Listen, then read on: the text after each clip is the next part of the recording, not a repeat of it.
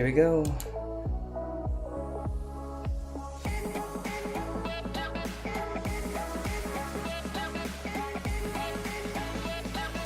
1.8.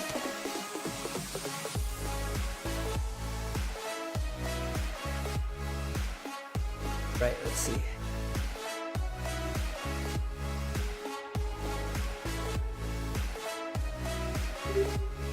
Okay, let's get all settled in. I'll get my guy going here. I can catch up to you guys now.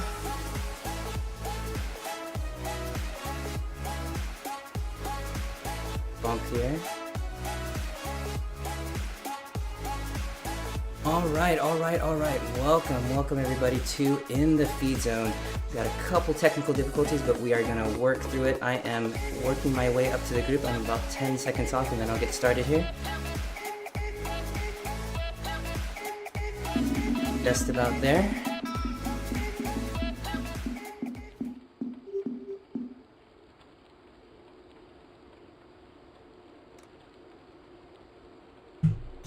There we go. Don't forget the rest of us. Yeah, here we go. All right. Let's see. Back. Jump straight into our presentation today. And we are going to be talking about a really interesting topic today. It's about creatine. There was a lot of talk about the different topics that we wanted to kind of hit as we went down our journey of sports performance and endurance. And everybody wanted to hear and talk about the different supplements we can take. I let them know that I wanted to kind of start with a bit of a primer to get everybody acquainted with, kind of the basics of everything as far as other things went. And I think as far as like carbohydrates and protein, we've got a good basis of that. So as we move forward, I think it'll be nice to kind of work our way through some of the supplements or popular supplements that we see in the media that will give us some insight or some performance gains in a legal way, of course, to be able to get the most we can out of our training, our racing, that sort of thing. As the group starts to come together here, I apologize about that. I think we should be good now. I'll get my guy dialed in. We should be good to go. We'll get started here. All right, so my name is Jason Flores. I go by JFlow, and thanks for joining us here on In the Feedzone. A quick medical disclaimer is that the only purpose of this live stream is to educate and to inform, and this is no substitute for professional care by a doctor or other qualified medical professional. This live stream is provided on the understanding that it does not constitute medical or professional advice or services. So the goals of the live stream today are to present current articles in the media covering food, hydration, and how it relates to sports and endurance, and open a dialogue for viewers to ask questions and to get advice and talk about their experiences. All right, so just a couple things here is we want to talk about creatine, and specifically for road cyclists. We want to talk about what creatine is. We want to talk about, as a supplement, how is it useful for us as road cyclists, and then different sources of creatine that is available, how to take it, how much, and then a quick summary to kind of bring it all together to kind of give us some information and some really important tips for those that are racing under the USA Cycling banner as well, to make sure that we're not doing anything kind of outside of the rules in that respect. So I can move on, just getting everything shared out as well. If I could turn down Richmond here. There we go. All right, so what is creatine and how does it work? So creatine is actually aimed to increase a chemical called creatine in the muscle. Creatine in the muscle is actually used for forceful, hard contractions.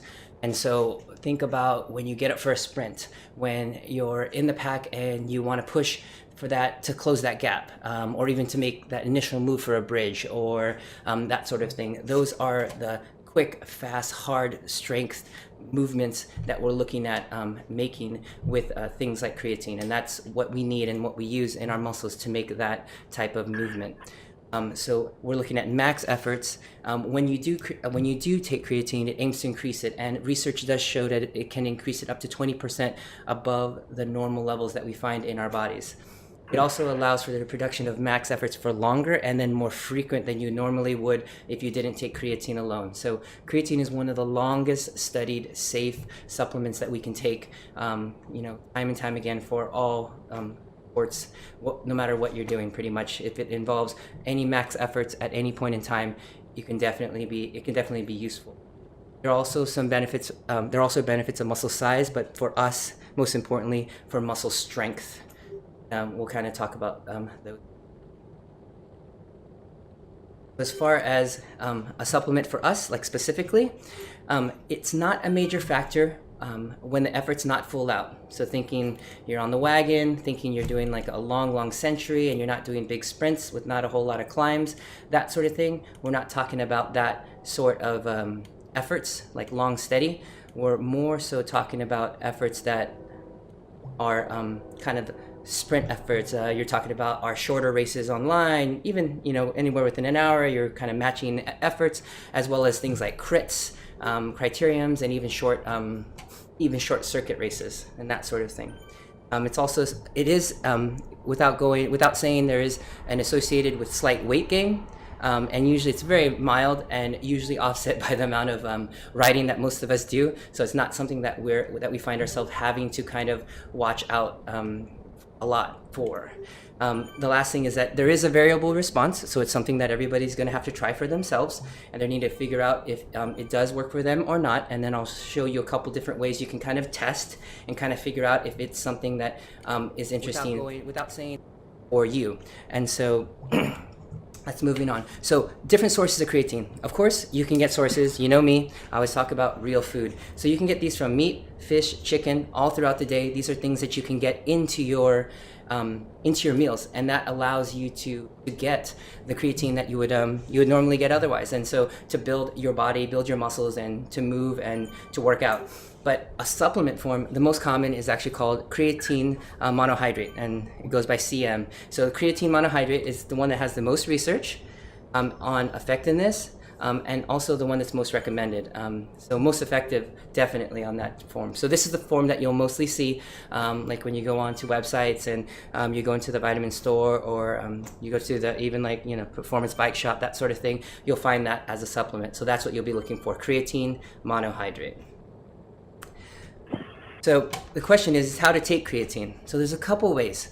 You can load it for a short period of time at 20 grams a day, not all at the same time. You'll actually do 5 grams per dose for about a week. After that, you'll actually do a maintenance dose of 5 grams a day. More likely, what you'll do is, because of our training and the sort of things we do, and people will most likely take 5 grams a day, and you just continue to take this daily for 4 weeks. And at the end of 4 weeks, you will actually find yourself at the same point that you would had if you did the loading. So they had two groups do one or the other, and they find that the end result is actually the same. So the one key thing is, and I did ask in a question yesterday, if people are taking this with just water, are they taking it with a post drink or pre-workout or post-workout?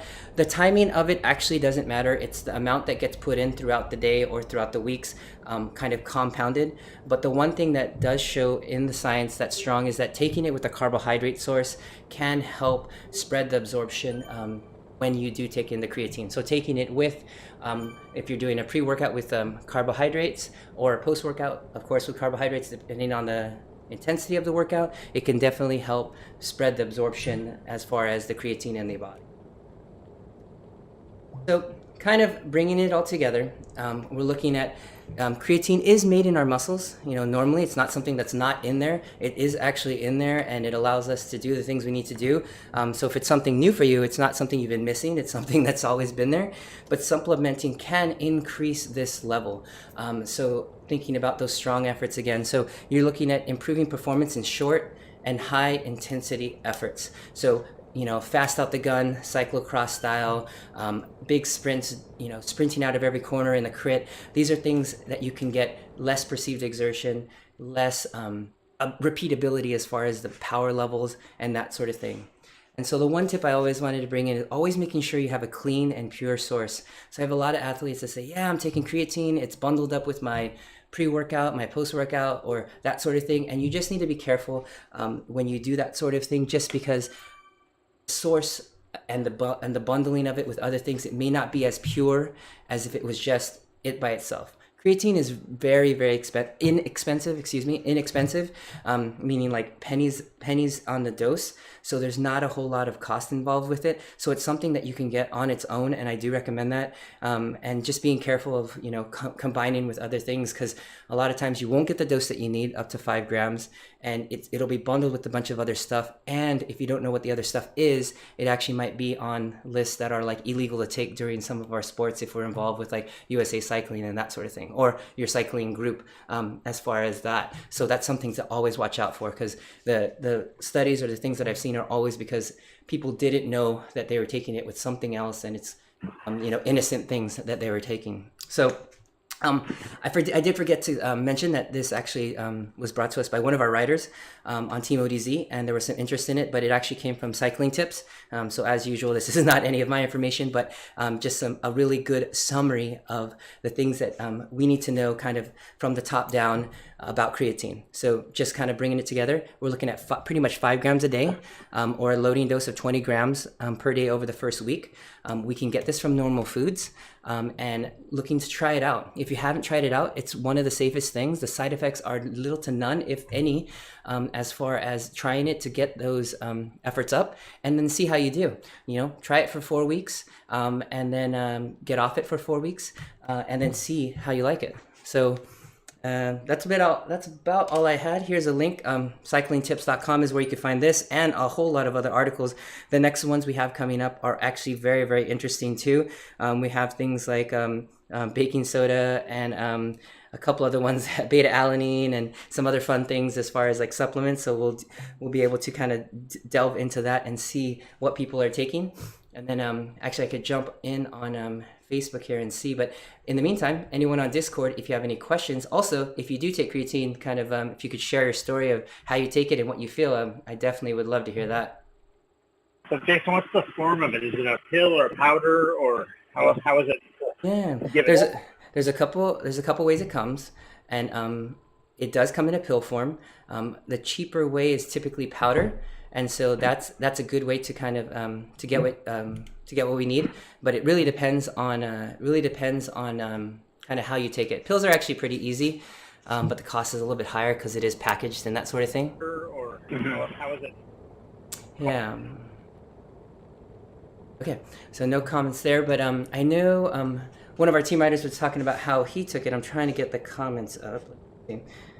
Anyone else in the Discord channel take creatine, and what do you think of it?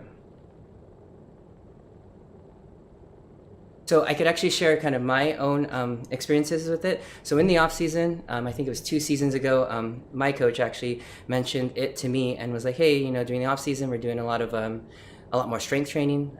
Let's try and see how this helps. And I think that was 2 years ago now. And so really strong lifts, heavy lifts, as far as deadlifts, squats, and that sort of thing. And those are definitely explosive movements on that end. And I definitely felt from the previous years, I felt like I was making gains on that end. And then compounded on that for this year, the season that just passed, I was able to get a lot of breakthroughs as far as my PRs on lifting and that sort of thing, with the same sort of benefits with the same sort of supplementing with the creatine throughout this year too. So I do it on and off the bike. I throw it into smoothies. I put it into different drinks. And it works. And it works for me. It's easy, something easy we can try and do, and I feel like it makes a difference. Yeah.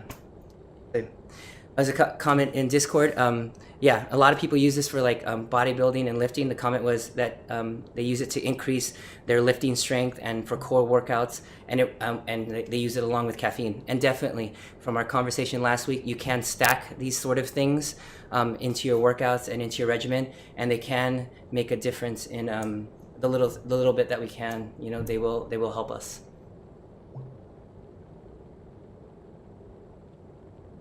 Was there any other supplements that you guys take other than creatine that you feel like that could make that you guys feel make a difference that we might want to take a look at in the future? Just fish oil. I'm old. Yeah, fish oil is actually pretty solid for pretty much all general health, and we could definitely bring that into the talk. The one thing that I find with both in my clinical setting as well as with the cyclists that I work with is that people don't take enough. So the minimal dose typically is around 3 to 5 grams. So you're looking at taking about 4 pills at least per day. So 4 grams worth of fish oils to get what you need.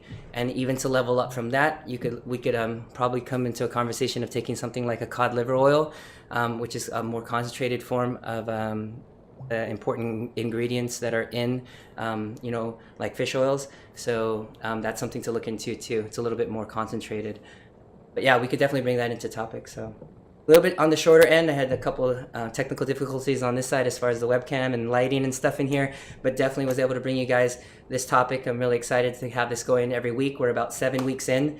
We are getting towards the end of our list of topics. So if you guys come up with anything, ping me online, ping me on Messenger or whatever, and we can look into that. Someone mentioned like B12 and omega-3s. Yeah, we'll definitely bring in like a multivitamin and supplements. I'll definitely find something on that. I think that'll be a really interesting ad. So anything else from the Discord group or let me check the live group. Oh, the last comment was about weight gain, and this is something that a lot of people feel, that there is like a lot of water gain, or like water weight gain, and I can address that here now. But I feel like as cyclists, because of the efforts that we put in, the aerobic efforts that we put in throughout the week, it offsets that quite a bit versus just the anaerobic efforts that, let's say, strength builders or bodybuilders are doing. There's just a lot of anaerobic work, lifting things like that, and they're not doing a whole lot of aerobic work. So I think having that aerobic work kind of balances things out, but we still get the strength, the benefits without the weight gain on that end. So something definitely safe. It's really, really cheap. A lot of us on the team take it that I know of from the beginning, and if you haven't, it's worth a try. If you have any questions about it, I'm definitely available. So yeah, let me know. That's all I've got today. So just remember, this article is brought to us by cyclingtips.com, and welcome to In the Feedzone. And if you come up with any articles, definitely drop me a message, and I will take a look at it and see if we could bring it into a future episode of In the Feedzone. In the meantime, catch us all week on Zwift Live, and tomorrow at the ladies race as well, I'll be on with Dr. Chris Haskell, putting on a show with the ladies. All right.